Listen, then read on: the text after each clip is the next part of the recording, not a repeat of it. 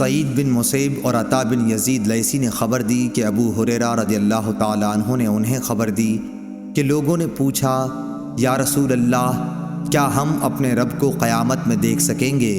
آپ نے جواب کے لیے پوچھا، کیا تمہیں 14ویں رات کے چاند کو دیکھنے میں جبکہ اس کے قریب کہیں بادل بھی نہ ہو شبہ ہوتا ہے؟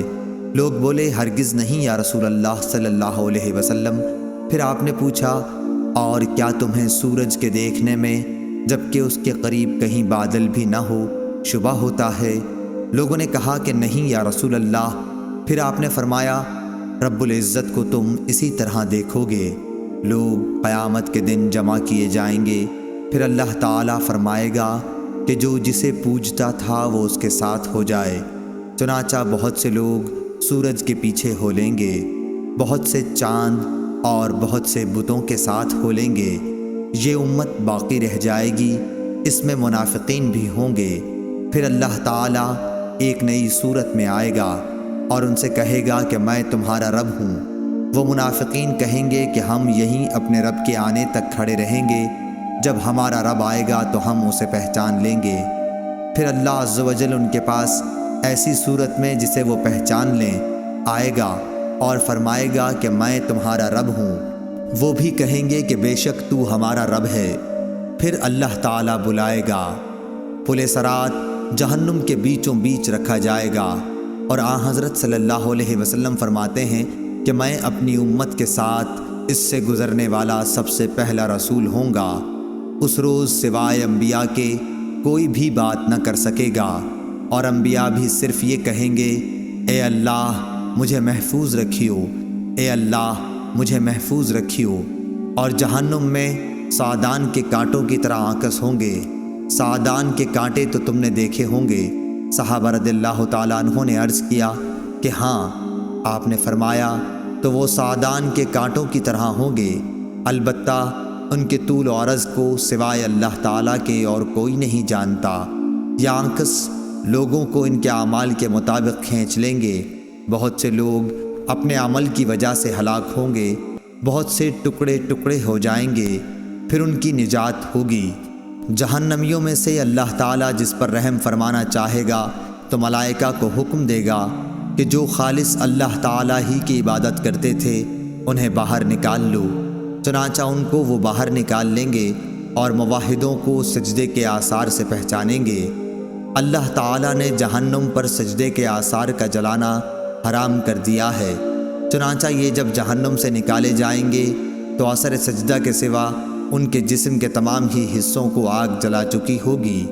جب جہنم سے باہر ہوں گے تو بالکل جل چکے ہوں گے، اس لیے ان پر آب حیات ڈالا جائے گا، جس سے وہ اس طرح ابھر آئیں گے جیسے سیلاب کے کوڑے کرکٹ پر سیلاب کے تھمنے کے بعد سبزہ ابھر آتا ہے۔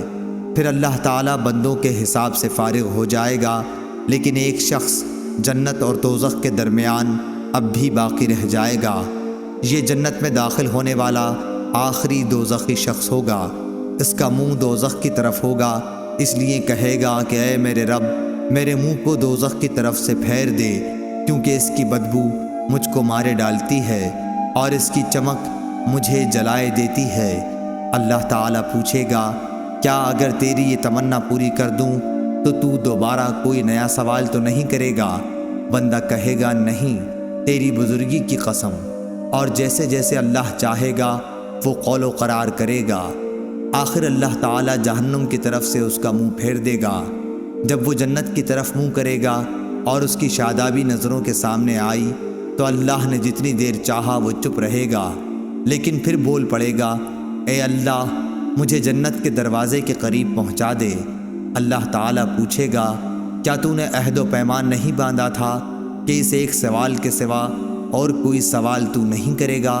بندہ کہے گا، اے میرے رب، مجھے تیری مخلوق میں سب سے زیادہ بدنصیب نہ ہونا چاہیے۔ اللہ رب العزت فرمائے گا کہ پھر کیا ضمانت ہے کہ اگر تیری یہ تمنا پوری کر دی گئی تو دوسرا کوئی سوال نہیں کرے گا؟ بندہ کہے گا، نہیں، تیری عزت کی قسم، اب دوسرا سوال کوئی تجھ سے نہیں کروں گا۔ چنانچہ اپنے رب سے ہر طرح عہد و پیمان باندھے گا اور جنت کے دروازے تک پہنچا دیا جائے گا۔ دروازے پر پہنچ کر جب جنت کی پہنائی تازگی اور مسرتوں کو دیکھے گا تو جب تک اللہ تعالیٰ چاہے گا وہ بندہ چپ رہے گا، لیکن آخر بول پڑے گا کہ اے اللہ مجھے جنت کے اندر پہنچا دے۔ اللہ تعالیٰ فرمائے گا افسوس اے ابن آدم، تو ایسا دغاباز کیوں بن گیا؟ کیا ابھی تو نے عہد و پیمان نہیں باندھا تھا کہ جو کچھ مجھے دے دیا گیا اس سے زیادہ اور کچھ نہیں مانگوں گا؟ بندہ کہے گا اے رب مجھے اپنی سب سے زیادہ بدنصیب مخلوق نہ بنا۔ اللہ پاک ہنس دے گا اور اسے جنت میں بھی داخلے کی اجازت عطا فرما دے گا، اور پھر فرمائے گا مانگ کیا ہے تیری تمنا؟ چنانچہ وہ اپنی تمنائیں اللہ تعالیٰ کے سامنے رکھے گا، اور جب تمام تمنائیں ختم ہو جائیں گی تو اللہ تعالیٰ فرمائے گا کہ فلاں چیز اور مانگو، فلاں چیز کا مزید سوال کرو۔ خود اللہ پاک ہی یاد دہانی کرائے گا، اور جب وہ تمام تمنائیں پوری ہو جائیں گی تو فرمائے گا کہ تمہیں یہ سب اور اتنی ہی اور دی گئیں۔